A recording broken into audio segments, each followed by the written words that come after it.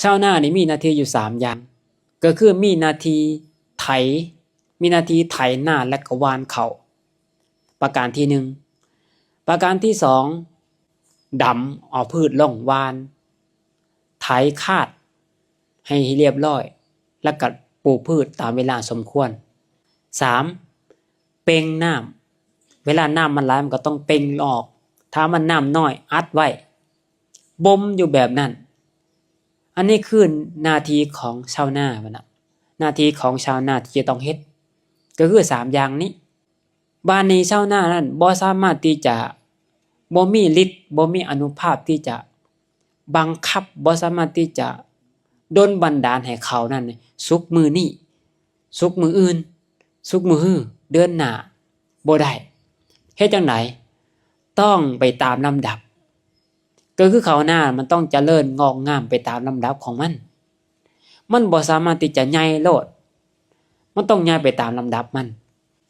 ชาวนานี่บ่สามารถที่จะดลบันดาลให้เขานี่สุกไวๆแก่ไวๆจะได้เกี่ยวไวๆจะได้ตำจะได้กินบ่สามารถที่จะเฮ็ดแบบนั้นเพราะมันจะต้องแก่ไปตามลำดับชั้นใดเปรียบเหมือนภิกขุในธรรมวินัยนี่ก็เช่นเดียวกันจะต้องศึกษาเรื่องศีลศึกษาเรื่องสมาธิศึกษาเรื่องปัญญาส่วนศีลเฮาก็เว้าไว้แล้วเมื่อกี้นี้ก็คือแต่บุคคลใดต้องศึกษาเรื่องศีลเป็นเบื้องต้นศีลตามมาอธิบายไว้แล้วศีลนี่เปรียบเหมือนแผ่นดินเป็นที่ห้องรับของสรรพสิ่งในโลกนี้ต้นไม้ภูเขา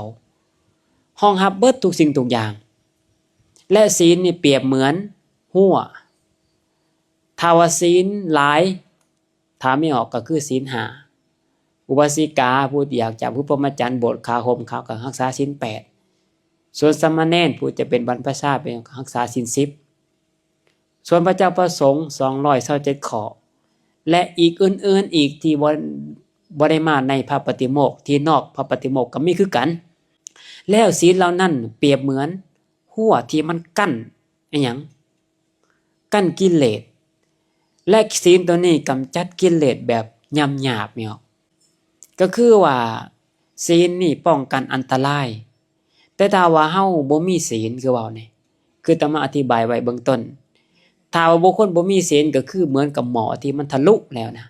หมอมันหัวมันแตกมันเหิบแต่ถ้าว่าพิษเล็กๆน้อยๆสำหรับพระเจ้าประสงค์ก็เหมือนกับว่าหมอนั่น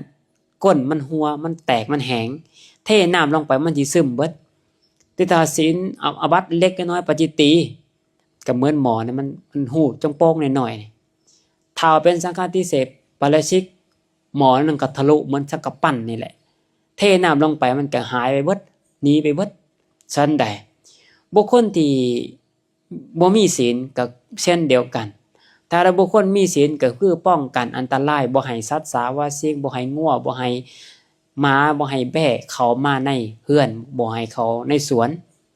นะหรือว่าเปรียบเหมือนแผ่นดินที่สามารถที่จะห้องรับทุกสรรพสิ่งในโลกนี้และศีลนี่นะถือว่าจัดเป็นคุณธรรมเบื้องต้นที่จะทำให้คุณธรรมอื่นๆเกิดขึ้นเพราะอาศัยศีลนี้และคุณธรรมที่ดีไปกว่าศีลนี่ก็บ่มีก็คือศีลนี่เพิ่นว่ามีพระโพธิสัตว์พระสัมมาสัมพุทธเจ้าเฮานี่ตอนเพิ่นบำเพ็ญเป็นพระโพธิสัตว์เพิ่นก็ทดลองคือกันแม่ย่าอยู่ในชาดกเพิ่นบอกจังซี่พระโพธิสัตว์ของเฮานะพระพุทธเจ้าเฮาตนเพิ่นเป็นพระโพธิสัตว์เพิ่นทดสอบศีลเพราะว่าพระโพธิสัตว์นี่เกิดในชาตินั้นเป็นคนรวยที่สุดในเมืองนั้นทรัพย์สมบัติในเฮือนเพิ่นน่ะกิน100ชาติพันชาติก็บ่เบิดแม่ย่ามันหลายแฮงมีเงินมีคำเพชรนินจินเต็มประการที่1ประการที่2เพิ่นจบไตรเพศศิลปะอยู่18อย่างจบ18ด็อกเตอร์นะศาสตร์นั้นน่ะ3เพิ่นเป็นคนมีศีลมีคุณธรรมและบ้านเมืองเจ้าฟ้ามหากษัตริย์ให้ความนับถือแก่เพิ่นหลายและเพิ่นบัดเป็นปุโรหิต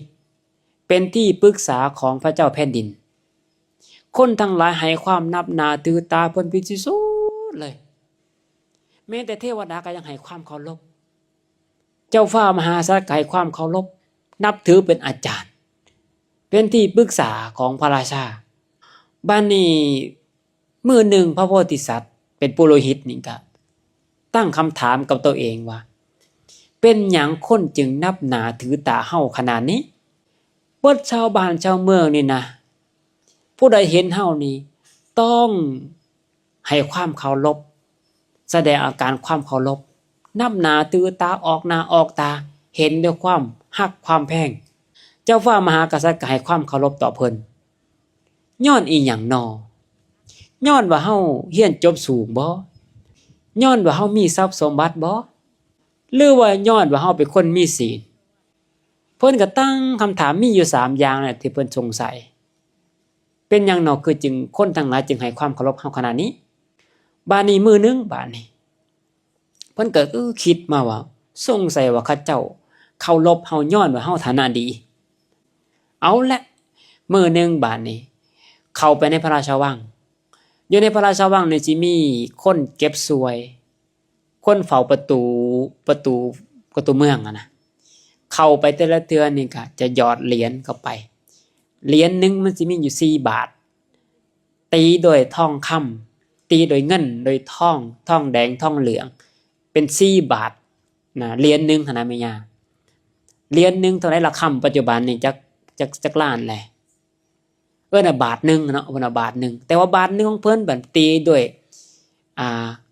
เงินคำทองเหลืองทองแดงเฮ็ดเป็นบาทนึงสมัยนั้นบาดนี้เพิ่นจังได๋ล่ะไม่ออกบาดนี้เพิ่นก็ลักเอาบาดนี้2 เหรียญจับเอาอยู่หั่นน่ะ2 เหรียญจับเอาเงินน่ะเอาบาดนี้คนเฝ้าประตูก็บ่ว่าอีหยังเพราะว่าหยังเพราะปุโรหิตคนนี้เนี่ยเป็นคนมีชื่อเสียงแต่ต้องบ่ได้บ่แลญาติเด้และอีกอย่างนึงก็ให้ความเคารพต่อลาวแต่มื้อนี้พระโพธิสัตว์นี่จับเอาเงินไป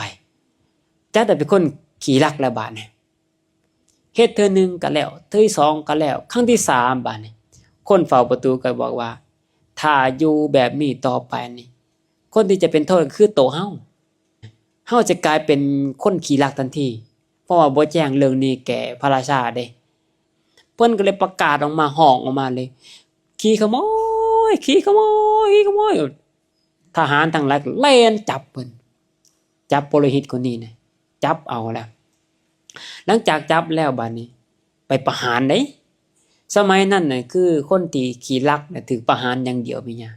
เนาะถูกประหารอย่างเดียวบัดนี้จับไปถือล้านประหารเนาะในขณะนั้นบัดนี้ย่างไปลากประจานมีหยังคนสมัยนั้นเขาเจ้าจับขี้ลักแล้วจังได๋แห่ประจานหอบเมืองก่อนเนาะบุคคลนี่เป็นคนบ่ดีแนวนั้นแนวนี้เป็นคนที่ลักผิดบ้านเมืองฉอโกงของกินของนั่นของผู้นั้นผู้นี้ก็ว่ากันไปแห่ประจานในขณะที่แห่ประจานนั่นน่ะเห็นเขาเจ้าพวกหมองูที่เขาเจ้าเฮียนมนต์น่ะนะแม่ย่าจับงูเห่ามาเล่นมางูนั่นก็ฟ้อนได้บาดนี้เห็นงูฟ้อนบ่ไม่ออกบ่เคยเห็นเนาะแต่มาก็บ่เห็นคือกันได้แต่ก็เห็นเพิ่นเว้าหั่นแหละแม่ย่าเด้อเว้าเพิ่นว่าฟ้อนเฮ็ดตามที่หมอเขาเจ้าสั่งนั่นแหละฟ้อนบางคนทั้งหลายก็ตบมือทั้งห้องทั้งโหโอ้งูนี่เป็นงูที่มีมารยาทเป็นงูดีเป็นงูมีศีลเพิ่นว่านะคนทั้งหลายก็ย่อตบมือโอ้ดีใจพระโพธิสัตว์เพิ่นแนมเห็นบาดนี้โอ้ไผว่างูนี่เป็นงูดีด้วยอำนาจของมนต์ของหมอนั่นแหละบังคับให้เฮ็ดแบบนั้นแบบนี้งูนี่ก็เฮ็ดบังคับบ่ได้เลยนะว่าทางการเฮ็ดบ่ได้เลยให้เขาเจ้าจับอมไฟก็ได้มันบ่แลคาบไฟก็ได้เพราะอำนาจของมนต์เด้มันบังคับงูนี่เป็นงูดุร้ายที่สุดโอ้ขนาดว่าเห็นงูเขายังย่องว่าเป็นงูมีศีลเป็นงูมีมารยาทเฮานี่ติจังซั่นน่ะ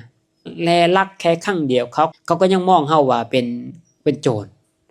แสดงว่าเขาย่องเฮานี่เขาบ่ได้ย่องย่อสรรเสริญเขาบ่ได้เคารพเฮาย้อนว่าเฮามีฐานะเด้เขาบ่ได้ย่องว่าเฮาเรียนจบสูงแต่ว่าเขาย่องเฮานี่ย้อนว่าเฮาเป็นคนมีศีลเพิ่นก็เข้าใจทันทีโอ้เข้าใจแล้วบาดนี้เอาละบัดฮอดไปพลาฮอดด่านประหาร พอลานประหารแล้วบัดนี้เจ้าฟ้ามหากษัตริย์ก็เอิ้นเสนาอำมาตย์เอิ้นประชาชนแห่แหนเป็นหมื่นเป็นแสนเป็นล้านมาประชุมกันเบิ่งเด้อคนบ่ดีนี่นะนี่เป็นถึงว่าเป็นอาจารย์หมู่สุดท้ายมาขี้ลักบัดนี้พระราชาก็ไต่สวนเองบัดนี้ท่านอาจารย์คือเป็นจังซี่น้อขอหน่อยคือเป็นจังซี่เป็นจังไดล่ะอ้าวอาจารย์คือไปลักเงินนำเขา3เหรียญบ่แม่นบ่แม่นแน่เงินที่ข้าพเจ้าให้ท่านเนี่ยบ่พอบ่นะเพิ่นถามบัดนี้ปุโรหิตเพิ่นบอกว่าเขาน้อยขอโอกาสขอโอกาสตั้งแต่ข้าน้อยเกิดขึ้นมาจนถึงปัจจุบันนี่นะพระองค์เห็นข้าน้อยเป็นคนขี้ลักบ่เคยเห็นและในตระกูลของข้าน้อยนี่นะ7ชั่วคนมานี่นะเคยเห็นผู้ใดเป็นคนขี้ลักบ่เคยแล้วในเฮือนข้าน้อยนี่มีคนมีทรัพย์สมบัติหลายบ่หลายกว่าในพระราชวังนี่นะ100,000 เท่าเบิ่งดูทรัพย์สมบัติเพิ่นน่ะแล้วเป็นหยังอาจารย์จึงลักข้าน้อยขอโอกาสข้าน้อยอยากจะทดสอบว่าเป็นหยังคนจังหลายจึงเคารพข้าน้อยหลายขนาดนี้ไปบ้านใดเมืองใดไปก็อ่อนน้อมถ่อมตนเห็นข้าน้อยนี่นะอยากได้หยังเขาก็ให้จังซี่นะเขาดีใจแม้เจ้าฟ้ามหากษัตริย์ในพระราชวังก็ให้ความเคารพข้าน้อยบ้านเมืองก็ให้ความเคารพข้าน้อยย้อนอีหยังข้าน้อยเลยคิดอยู่3อย่าง1เขาเคารพข้าน้อยย้อนว่าข้าน้อยจบสูง18ศาสตร์แล้ว18ด็อกเตอร์ย้อนกว่าข้าน้อยมีทรัพย์สมบัติบ่หรือว่าย้อนข้าน้อยเป็นคนมีศีลมื้อนี้ข้าน้อยนี่ฮู้แหละย้อนว่าเป็นคนมีศีลเขาก็เลยเคารพพระราชาว่าอาจารย์ทดสอบแม่นบ่แม่นแล้วข้าน้อยอยากจะทดสอบซื่อโอ้ยถ้าจังซั่นนี่ก็บ่เอาโทษอันหยังถ้าสิทดสอบถ้าจังซั่นนี่นะข้าน้อยขอสละสมบัติทั้งหมดในตระกูลของข้าน้อยนี่นะบริจาคให้พระองค์บริหารประเทศชาติบ้านเมืองทั้งหมดข้าน้อยขอทูลลาพระองค์นี่นะเพิ่นเกษียณแล้วอาจารย์สิไปไสไปบวชลาแล้วไปบวชเป็นไหนเป็นฤาษีมีออกเข้าไปในป่ากินหมากไม้หมากตอกปฏิบัติธรรมสุดท้ายสุดได้ฌานอภิญญาตายไปแล้วไปเกิดพูนพรหมโลกพุ่นน่ะมีออกก็บอกว่าศีลนี่เป็นทุกสิ่งทุกอย่างที่จะทำให้คุณธรรมอื่นๆเกิดขึ้นได้ย้อนอาศัยศีลนี้เหมือนพระพุทธเจ้าเฮานี่แหละตอนเพิ่นเกิดเป็นพระโพธิสัตว์เพิ่นก็ทดสอบคือกันเพิ่นว่าสิ่งอื่นน่ะคนที่เขาเจ้าให้ความเคารพนี่เขาบ่ได้เคารพย้อนว่าเขาเจ้ามีฐานะบ่ได้เคารพที่บุคคลนั้นเรียนจบสูงแต่ที่แท้เขาเคารพบุคคลนั้นเป็นคนมีศีลมีคุณธรรมเคยได้ยินบ่คุณของพระพุทธเจ้านะวิชชาจรณะสัมปันโนพูดถึงพร้อมด้วยวิชาและจรณะหมายความว่าผู้ที่เป็นคนมีความรู้และก็มีความประพฤติดีหรือว่าเป็นคนมีความรู้คู่คุณธรรมหมายความว่าคนนี้จบสูงแต่ว่ามีคุณธรรมแต่ถ้าบุคคลใดบัดเรียนจบสูงแต่ว่าเป็นคนชั่วซ่าเป็นคนบ่มีศีลมีเสน่ห์บ่มีแต่เนาะเบิดเลยนะจบสูงซื่อแต่บ่มีศีลนี่จบข่าวโลดถ้าเป็นคนใหญ่คนโตถ้าบ่มีศีลนี่ก็เฮ็ดบาปได้หลายที่สุดนะถ้าสิสร้างขาบ่ได้ก็ขาได้อยากจะลักบ่ได้ก็ลักได้ญี่ปุ่นบ่ได้ก็บุญได้เจ้าจังได๋ก็ได้นะเจ้าลูกไผเมียไผก็ได้สิดื้อเว้าขี้ตัวโซเสียสิว่าจังได๋มันก็คือว่าผู้ใหญ่เว้าเนาะถ้าว่าบุคคลนั้นเรียนจบสูงเป็นเจ้านายโตเนาะเป็นหัวหน้าคนเฮ็ดผิดศีลก็ได้เฮ็ดหลายที่สุดแต่ถ้าพวกแม่ย่าทั้งหลายนี่ถ้าเรื่องลักสิลักอีหยังนักสุดก็ไล่ซ้ำไก่ซ้ำกานี่ล่ะมั้งเนาะแม่ย่าเนาะแม่นบ่เกินนั้นดอกไปแต่ว่าพวกแม่ย่าเฮานี่นะเพิ่นเอาจังซี่เพิ่นว่าศีลเนี่ยถ้าบุคคลใดมีศีลและมีความประพฤติหรือว่าศีลนี่ว่าอย่างนึงเป็นมารยาทเนาะเป็นมารยาทสารพะนี่มีแบบเบื้องต้นท่ามกลางที่สุดเลยแบบละเอียดแบบน้อยๆกับพวกเสกยวัตรการยืนการเดินการนั่งการคบฉันนะการแสดงธรรมการว่างตัวการยืนแบบใดการห่มแบบใดนี่เสกยวัตร75ข้อนี่แหละคือศีลเบื้องต้นแล้วก็ต่อมาพวกมหาวัตร 14ข้อใหญ่ๆพวกอาจาริยวัตรอุปชายวัตรอันเตวสิกวัตรสติวิหาริกเสนาสนาวัตรคีรณวัตรนั่นนะมี14ข้อนั่นพวกศีลเหล่านี้เป็นตัวค้ำศีลทั้งหมดอยู่ได้แต่ถ้าว่าบุคคลใดบ่เฮ็ดคือว่ามานี่ศีลบุคคลนั้นก็ถือว่าบ่มีศีลทุกอย่างมันจะต้องค้ำกันไม่ออกเหมือนพระฉันเนาะฉันเข่าเลยนะแก้มปุ้งก็บ่ได้เด้สิสดแกงก็บ่ได้อีกสิสดแกงฮ้อนๆก็บ่ได้แง่งก็บ่ได้แก้มปุ้งก็บ่ได้สิปั้นกำเขาใหญ่ก็บ่ได้เฮ็ดจังได๋สิกินจับก็บ่ได้เด้สิเลียปากก็บ่ได้เด้เฮ็ดยากเด้พระเนาะศีลของพระนี่ในเสกยวัตร75ข้อน่ะห่มผ้าแบบใดอยู่วัดห่มแบบใดอยู่นอกบ้านต้องห่มแบบใดแม้แต่สำเร็จก็คือการเสกยวัตร75ข้อออกบ้านจังได๋ต้องห่มปิดบ่าสามเณรก็ห่มปิดบ่าคือกันพระก็คือการออกบ่าก็ปิดที่ไหลมันบ่งามนี่ต้องห่มให้เรียบร้อยทอดสายตาลงต่ำบ่เอียงซ้ายเอียงขวาโอ้ยมันหลายเนาะตั้ง75ข้อถ้าสิเว้าเวลาซำนี้มันน้อยโพดอธิบายแต่ละข้อนะมันมีหลายและกิริยาเหล่านี้แหละนะเห็นบ่ญาติโยมเขาเจ้าจึงขาบจึงไหว้แม่นบ่ให้ความเคารพแม่นบ่แหละย้อนอีหยังย้อนพระเป็นคนมีศีลนั่นแหละแต่ถ้าบ่มีศีลเสียแล้วมันคือเว้ามานี่บ่มีออกถ้าบ่ออกถ้าพระทำตัวคือชาวบ้านอยู่นี่ถ้าบ่มีออกจะขาบบ่แหละบ่จะขาบแล้วกินข้าวแรงคือพอออกมีออกจังซี่นะมีเมียคือพอออกจังซี่นะเขาก็บ่อยากขาดมันบ่แหละเพราะอีหยังพระนี่ก็มีความแตกต่างจากชาวบ้านนั่นแหละอันนี้คือประการที่1เนาะเพิ่นว่าพระโยคีในพระธรรมวินัยก็คือกันภิกขุในธรรมวินัยก็คือต้องศึกษาเรื่องศีลแต่ละข้อมีโทษแนวใดมีคุณแนวใดต้องศึกษาให้มันเข้าใจเสียก่อนนะบ่แม่นว่าบวชมาแล้วครูบาอาจารย์ก็คือกันสามเณรคือกันบ่แม่นบวชมาปฏิบัติธรรมดอกบ่แม่นต้องศึกษาศีลให้มันเข้าใจเสียก่อนแต่ถ้าว่าเฮาไปปฏิบัติธรรมโลนี่ลงทางได้แต่ถ้าเฮาบ่เข้าใจเรื่องศีลแล้วไปปฏิบัติก่อนนี่แม่นดีบ่ดีบ่ได้บ่ปฏิเสธบ่ดีแต่ว่าขอให้เฮาศึกษาให้มันเข้าใจก่อนอาบัติเล็กๆน้อยๆของพระนี่มันหลายมันย่อยอุ้ยปีกหลายแต่ถ้าว่าเฮาเป็นหยังคือบ่เจริญย้อนตัวนี้เฮาบ่ได้เข้าใจเรื่องศีลกฎระเบียบวินัยของพระพุทธเจ้าเฮาละเมิดจงใจจัดว่าเป็นอาติกรรมโทษและก็ห้ามสวรรค์ห้ามบรรลุมรรคผลนิพพานนำแม้แต่วัตถุกฎนี่ไม่ออกวัตถุกฎในพระนี่ไปสมมุติเด้อแมวเด้อยืนท้ายเบายืนท้ายหนักหรือว่าทมน้ำลายลงไปในน้ำทมน้ำลายลงไปในหญ้านี่เป็นวัตถุกฎนี่อยู่ในเสกยวัตรเพิ่นก็บอกไว้เลยนะพระนี่สิไปทมน้ำลายลงไปในใบหญ้าของเขียวในน้ำอย่างต่างๆบ่ได้ถ้ามีจงใจไปเทปถมลงไปแค่นั้นแหละปิดกั้นเลยบุคคลพระเอานั่นนี่ปฏิบัติธรรมหอดตาย100ชาติพันชาติหมื่นชาติแสนบ่มีทางจะบรรลุเพราะอีหยังมันกั้นไว้จึงบอกว่าให้ศึกษาเรื่องศีลเสียก่อนถ้าบ่เข้าใจแล้วบ่มีทางคืออาตมาบอกเลยพวกออกไม่ออกคือกัน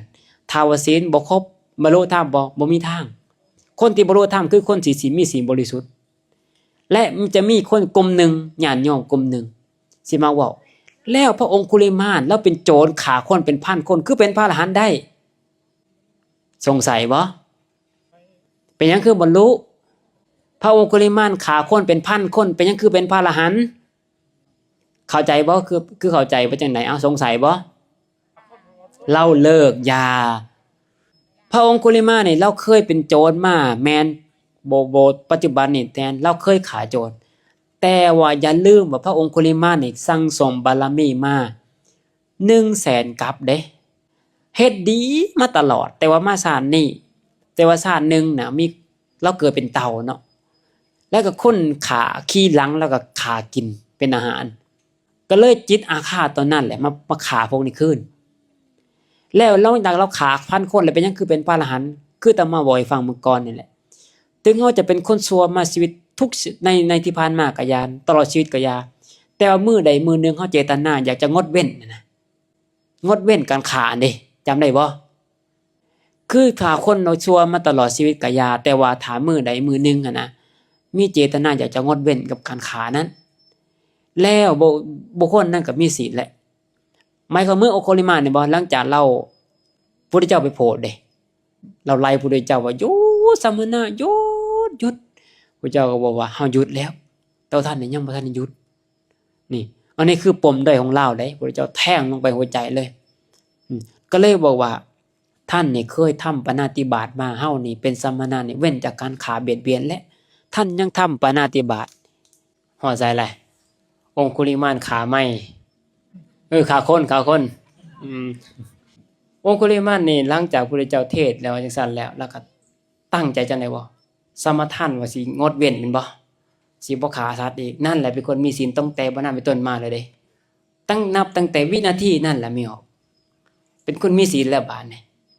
ส่วนบาปกรรมนั้นยังมีอยู่พอฟังธรรมกันได้เป็นพระโสดาบันเริ่มมีออกคือจังซี่มีออกถ้ารักษาศีลตั้งใจนะมีออกตั้งใจรักษาศีลเนี่ย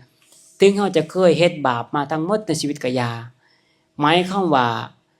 บาปกรรมที่มาที่มันสิอ่อนกำลังแมวคือจังซี่เด้อแมวเด้อคือถ้าว่าองค์พระโอคุลิมานนี่นะสาเหตุที่เป็นพระอรหันต์นี่นะบุญที่เพิ่นสั่งสมมาตลอด 100,000 กัปนะมันมีกำลังหลายกว่าบวกกับศีลที่เพิ่นตั้งใจประพฤติปฏิบัติธรรมตอนนั้นบาปที่มันมีอยู่ในสมัยที่เพิ่นฆ่าคนนี่ยังบ่ได้หายไปไสเพียงแต่ว่า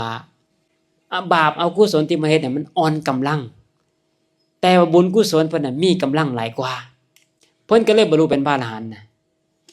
บางคนสิมาว่าโอ้ยพระโอคุลิมานฆ่าคนเป็นพันคือเป็นพระอรหันต์ฆ่าคนเป็นพันก็ยังเป็นพระอรหันต์ได้อยู่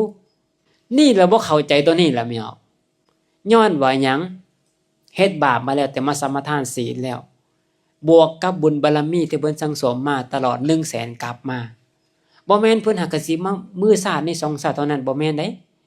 เพิ่นสั่งสมบารมีมาเป็นแสนกัปแล้วเหมือนกับว่าชาตินี้เป็นชาติสุดท้ายของเพิ่นแต่ว่ามาผิดพลาดเพียงแค่ว่าเพิ่นไปหลงคบมิตรชั่วคบอาจารย์บ่ดีคบหมู่พวกบ่ดีก็เลยหลงไปนำเขาโดยพื้นฐานเป็นโดยปกติแล้วองคุลิมานเป็นคนดีบ่เราเป็นคนดีเป็นคนมีจิตใจอ่อนโยนข้อแม้กระตั้งว่าจังได๋อหิงสกะผู้บ่เบียดเบียนไผเกิดมาเป็นคนขยันหมั่นเพียรเฮียนเก่งสติปัญญาดีเป็นคนมีเมตตาอ่อนโยนแต่ว่าเนื่องจากว่าหลงผิดหลงความยุยงจากหมู่ครูอิจฉาใส่ความอาจารย์ก็เป็นคนหูเบาเป็นคนโง่จ้าถูกลูกศิษย์เป่าหูเชื่อจนสุดท้ายมาหาเรื่องใส่องคุลิมานเนี่ยไปฆ่าคนจะถ่ายทอดวิชาอมตะองคุลิมานอหิงสกะนี่ก็เชื่ออาจารย์เพราะมีความเชื่อเด้แต่ก่อนก็บ่กล้าเฮ็ดเพราะแต่เกิดบ่เคยฆ่าบ่ได้บ่เคยเบียดเบียนไผแต่ว่ายุยงหลายตื่นก็จำใจเฮ็ดไปความมืดบอดนี่มันหลงได้ซะอวิชชามันปิดบังเลยบาดเฮ็ดไปบัดอันนี้ก็คือการคือต้องศึกษาเรื่องศีลเนาะแมวเนาะเข้าใจหรือยังบาดนี้เนาะเข้าใจเลยเนาะเรื่องศีลเอาต่อมาเรื่องเมื่อมีศีลแล้วบาดนี้การเจริญสมาธิก็ง่ายแมวแต่ถ้ามีศีลและสมาธินี่บ่ต้องพยายามหลายสาเหตุที่พยายามหลายคือบ่ไปบ่เกินยังปฏิบัติบ่ขึ้นนี่ย้อนว่าศีลนี่บกพร่องครูบาอาจารย์ก็คือกันแต่ถ้าปฏิบัติธรรมยังบ่ขึ้นยังบ่ฮอดไปไสนี่ก็แสดงว่าต้องทบทวนเรื่องศีลใหม่แหละถ้าว่าไปข้อใดที่มันหนักก็ไปซ้ำหะข้อใดเรื่องน้อยก็ปรงอาบัติซะให้มันแล้วจังซั่นนี่บ่ขึ้นปฏิบัติธรรมฮอดปลายฮอดตายก็บ่ซ้ำนั่นแหละแมวก็คือกันครูบาอาจารย์ก็คือกันถ้ามีศีลดีปฏิบัติธรรมมันจะขึ้นโลดนะบ่ยากเนี่ยอยู่ไสก็ง่ายอันนี้โอ้ตาดำตาแดงปฏิบัติธรรมบ่ง่ายนี่ครูบาอาจารย์ปัจจุบันนี่เจอหลายแบบนี้หลายเลยแหละบางองค์ก็เข้าใจก็มีบางองค์เข้าใจก็บ่เข้าใจก็มีบางคนที่พร้อมรับฟังเปลี่ยนแลกเปลี่ยนความรู้ใหม่ๆก็มีนะเพราะอีหยังตัวนี้แหละคือบ่เข้าใจแล้วก็ลงไปปฏิบัติธรรมนี่อาบัติเล็กๆน้อยๆโดยเฉพาะทุกกฎนี่มันหลายคือเว้ามาแหละมันลงละเมิดจงใจนั่นแหละครับกั้นเด้พระนี่นะถ้าสมมุติว่ามีอาบัติติดโตมีออกติดโตไปเนี่ยตายไปแล้วนี่ลงนรก กับเกิดเป็นสัตว์เดรัจฉานสองอย่าง1,000,000%เลยโอ้คนที่มีศีลเนี่ยคนที่มีกิเลสก็มีคนที่บ่มีกิเลสก็คนที่เบิดกิเลสก็มีหมายความว่าคนที่เป็นปุถุชนเนี่ยนั้นยังมีกิเลสอยู่ก็มีตั้งใจรักษาศีลก็มีคือกันหมายความผู้เป็นกัลยาณปุถุชนรู้จักว่าโทษของการล่วงละเมิดศีลแต่ละข้อนี่เป็นจังได๋แล้วก็งดเว้นตั้งใจก็มีบ่ได้หมายความว่าต้องเป็นพระอริยเจ้าทั้งหมดแต่ว่าพระอริยเจ้าที่เป็นพระโสดาบันจักตาอนาคาพระอรหันต์เนี่ยศีลบริสุทธิ์หมดจดเลยตอนนั้นน่ะ1,000,000%เลยพระโสดาบันเนี่ยจะบ่ล่วงละเมิดศีลตลอดชีวิตแม้แต่ตายก็ยอมไม่เอาถ้าสมมุติว่ามีคนเอาเบียร์เนาะเอาเหล้านะเย็นใส่กระปุกน้ำครึ่งนึงเบียร์ครึ่งนึงสิหรือว่าเหล้าครึ่งนึงครึ่งนึงน้ำครึ่งนึงผสมกันบางเอิญเพิ่นยกเข้าไปแหละเพิ่นด้วยความเร่งรีบนะยกขึ้นมาเนี่ยกินกึกลงไปนี่มีแต่น้ำเท่านั้นไหลเข้าปากเข้าคอเพิ่นส่วนน้ำเหล้านี่ไหลกลับคืนเพิ่นว่าจังซี่เด้สำหรับพระอริยเจ้าบ่ต้องเว้าถึงเพิ่นสิกินเองบ่จะบ่ดื่มจะบ่ฆ่าสัตว์ตลอดชีวิตแม้แต่ฝันก็บ่เคยคิดแม้แต่ฝันเห็นเมียเขาเจ้างามๆสวยๆนี่สิไปล่วงละเมิดบ่มีทางต่อให้เป็นพระอินทร์พระพรหมมาบอกในอากาศว่าต้องลงละเมิดศีลบ่ได้จังซั่นบ่ได้จังซี่พระพุทธพระธรรมบ่มีอยู่ในนี้บ่มีทางที่จะเปลี่ยนแปลงได้เปรียบหยังเปรียบเหมือนกับก้อนดินศิลาแท่งบักใหญ่บ่มีลมบ่มีฝนอันก้อนใดที่จะให้หินขยับได้จิตใจของบุคคลผู้เข้าถึงธรรมก็เช่นเดียวกันพ่อญาบ่สามารถที่จะเปลี่ยนแปลงจิตใจเขาเจ้าได้ต่อให้ไผมาเว้าให้จังได๋เขาก็บ่เชื่อเพราะเขาเจ้ามีปัญญาแยกแยะเป็นบ่ยังไงจะบ่มีผู้ใดเปลี่ยนแปลงเขาเจ้าได้จังซี่ในสมัยหนึ่งสิยกตัวอย่างนางวิสาขานี่นะไปฟังธรรมจากพระพุทธเจ้าพระพุทธเจ้าเว้าถึงขันธ์5รูปบ่เที่ยงเวทนาบ่เที่ยงสังขารบ่เที่ยงวิญญาณบ่เที่ยงนี่นะซ้ำนี่แหละแล้วก็จำหลักกลับมาพญามารก็ต้องการจะทดสอบพญามารเท่าสวัสดิมารนี่นะปลองแปลงกายลงมาคือพระพุทธเจ้าเลยทุกอย่างกลางคืนมามันเคาะประตูเฮือนต๊อกต๊อกก๊อกก๊อกก๊อกออกมาว่านางวิสาขาเฮาตถาคตน่ะเสด็จมานะนางวิสาขาก็เปิดประตูออกมาเห็นพระพุทธเจ้าบัดนี้เข้าใจเป็นพระพุทธเจ้าคือหมดทุกอย่างเลยนางวิสาขาเห็นพระพุทธเจ้าแค่นั้นด้วยความที่เคารพเนาะก้มคาบนะบัดนี้มารนี่ก็เว้าเหมือนเสียงพระพุทธเจ้าเป๊ะทุกอย่างเลยวิสาขาตอนท่านไปฟังธรรมจากเฮาตถาคตช่วงแรกนี่ว่ารูปบ่เที่ยงเวทนาบ่เที่ยงสัญญาบ่เที่ยงสังขารบ่เที่ยงวิญญาณบ่เที่ยงเฮาขอเปลี่ยนใหม่เด้อรูปเที่ยงสัญญาเที่ยงสังขารเที่ยงอย่างเที่ยงว่าต่างๆรูปก็เที่ยงเวทนาก็เที่ยงสัญญาก็เที่ยงวิญญาณก็เที่ยงนางวิสาขาเชื่อบ่เชื่อแล้วว่าเราลุกยืนขึ้นมาเลยอันนี้คงสิบ่แม่นพระสัมมาสัมพุทธเจ้าอย่างแน่นอนท่านต้องเป็นพญามารแน่นอนปกติพระสัมมาสัมพุทธเจ้าบ่มีตัดแบบนี้เด็ดขาดท่านเป็นไผว่าแค่นั้นแหละพญามารนี่ก็ฮู้โตแล้วก็หายไปเลยแบบนี้แหละพญาต่อให้เป็นพระอินทร์พระพรหมยืนอยู่ในอากาศให้เปลี่ยนจิตเป็นใจเขาเจ้าก็บ่มีทางต่อให้เขาเจ้ามีศรัทธาบ่เสื่อมคลายต่อพระพุทธพระธรรมพระสงฆ์บ่มีทางเลยอย่าสิเว้าว่าพระโสดาบันกินเหล้าเมายาเนี่ยเที่ยวคาราโอเกะเนี่ยบ่มีทางเขาเจ้าฮู้จักหนทางความเสื่อมฮู้เรียบร้อยแล้วต่อให้ไปมาจ้างเป็นหมื่นเป็นแสนให้บดประเทศลาวเต็มไปด้วยทองคำจ้างให้เขาลงละเมิดก็บ่มีทางให้คือจำนั้นก็พออันนี้คือพระอริยเจ้าเนาะสำหรับปุถุชนมีบ่ก็มีคือกันกัลยาณปุถุชนคือบุคคลที่มีปัญญาเขาก็ต้องเลือกว่าเขาสิกินบ่หรือบ่กินแต่ว่าคนมีปัญญาเขาจะหาวิธีออกให้ได้ว่าเขาจะบ่กินก็คือโอ้ยบ่สะดวกเด้อบ่สะดวกเด้อกินบ่ได้เด้อต้องมีหาทางออกมาญาแต่จังได๋หาปัญญานะตัวปัญญาต้องเข้าใจว่าเฮ็ดจังได๋สิบ่กินต้องมีแนวทำไมปัญญาแต่ว่าเฮาก็ข้าพเจ้าบ่สะดวกเด้อกินบ่ได้เด้อบ่คือเก่าแล้วเด้อหาอุบายเอาปัญญาเดี๋ยวนะแบบนั้นแต่ว่าโอ้ยข่อยถือศีลแล้วได้เจ้าบ่มีศีลอย่าไปบอกแบบนั้นนี่ก็บ่แม่นเนาะปฏิบัติดี ถ้าว่าในกรณีที่จำเป็นจังซี่พ่อญาติเด้อพ่อญาตินี่แต่ว่าพระโสดาบันเนาะเพิ่นจะบ่ละเมิดไผสิชวนจังได๋ก็อย่าแต่ว่าเฮาเป็นปุถุชนแบบนี้เจอสถานการณ์แบบนี้มันกินบ่ได้คายบ่สิเฮ็ดจังได๋น้อถ้ามันจำเป็นอีหลีก็จำเป็นเด้อเฮ็ดจังไดกินแล้วก็สมาทานใหม่แล้วก็ตั้งใจสิเบิดอีกจังซี่นะแล้วก็คนประเภทนี้เขาก็สิบ่คบอีกแบบนั้นวิธีการเดิมพ่อญาติเด้อแต่เนาะไว้เนาะเอาฮอดศีลจบไปก่อนบัดนี้คนเนาะผ่านไปสมาธิบัดเมื่อศีลมีแล้วสมาธิก็เจริญง่ายจิตใจก็ตั้งมั่นเป็นอันหนึงเป็นอันเดียวกันเมื่อจิตใจมันทุนเทียงแล้วมันจะมาอดได้ทนได้กั้นได้อยู่ในสถานการณ์ใดก็อยู่ได้เบิดสิแดดสิลมสิฝนสิเจอคำนินทาสรรเสริญแบบใดก็อย่าสามารถอดได้ทนได้แม่นแต่ถ้าว่าคนส่วนหลายนี่คืออดบ่ได้ทนบ่ได้เพราะหยังจิตใจบ่ได้รับการฝึกฝนอบรมไปเจอเขาเจ้าด่าแค่นั้นแหละขึ้นเลยแต่ก่อนก็เป็นผู้จบผู้ดีงามไว้ปล่อยอยู่ได้พอเขาเจ้าเว้าผิดหูแค่นั้นแหละจ้อนศีลซะเลยหน้าดำหน้าแดงใส่เบิดแม็กเลยบางทีก็ได้ผัวกลับไปไสว่าเจ้าไปปฏิบัติธรรมกลับมาด่าเก่งกว่าเก่าอีกย้อนตัวนี้แหละก็คือว่าเฮาบ่ได้ฝึกตัวนี้ได้สมาธิเฮาจิตใจบ่ได้แน่วแน่เฮาเบิ่งประเมินจิตใจของเฮาเบิ่งว่าแล้วงานนี่นะจิตใจเฮาอยู่ในระดับใดเฮาอดได้ทนต่อการนินทาสรรเสริญบ่ด่าบ่ร้ายบ่ปล่อยบ่นะเฮายังมีความโลภอยู่บ่เฮายังมีความโกรธอยู่บ่เฮามีความหลงอยู่บ่เฮาความอยากได้อยากมีอยากเป็นอยู่บ่เฮาได้มาปฏิบัติธรรมแบบนี้เฮาฟังเทศน์แบบนี้พฤติกรรมของเฮานี่ยังซ้ำเก่าหรือว่าเปลี่ยนแปลงไปแล้ว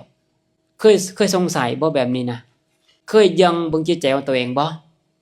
แต่ถ้าว่าเฮายังปฏิบัติไปวัดใดก็ไปนี่จิตใจเฮายังซ้ำเก่าอยู่นี่ยังโลภอยู่อยากได้อยู่อยากมีอยู่อยากเป็นอยู่ยังด่าเป็นปล่อยเป็นนี่นะด่าผัวเก่งนี่นะแสดงว่าเฮายังบ่ทันได้ผ่านการพัฒนาถึงเฮาจะไปบวช100วัดก็ยังซ้ำเก่าเพราะว่าเฮายังบ่ทันได้พัฒนาต้องมีการเปลี่ยนแปลงอาทิตย์นึงเฮายังเบิ่งไม่ออกเดือนนึงเฮาไปยังเบิ่งแล้วก็ปีนึงไม่ออกก็ลองพิจารณาเบิ่งหรือว่าเบิ่งคุมื้อวานนี่จิตใจเฮาเป็นแนวใดมื้อนี้จิตใจเฮาเป็นแนวใดเดือนที่แล้วกับมื้อนี้มันต่างกันอยู่บ่